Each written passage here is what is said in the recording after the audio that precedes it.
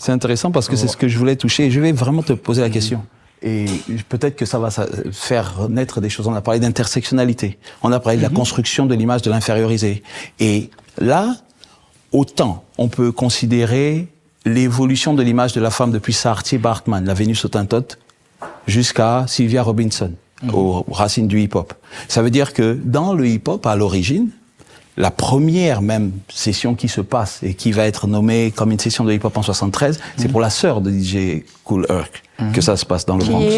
Qui DJ Kool Herc, c'est l'initiateur, c'est un DJ qui en 73, voulant faire une party, block party pour sa sœur, en fait, va donner naissance à ce qu'on va appeler le hip-hop après. Mais aujourd'hui, l'industrie, donc des paradigmes importés, peuvent donner l'impression que c'est de la misogynie et tout ça. Je voulais te demander, aujourd'hui, concrètement, tu dis, il faut pas qu'on soit dans le passé, je suis d'accord, mais quel est l'impact que ça peut avoir psychologiquement lorsque la représentation sur le plan de la culture, et là on est passé, tu vois, on a parlé de se décoloniser, on est allé au principe de l'infériorisation pour se demander est-ce que à l'intérieur de nous se décoloniser, ça ne suppose pas poser les questions sur l'afroféminisme aussi.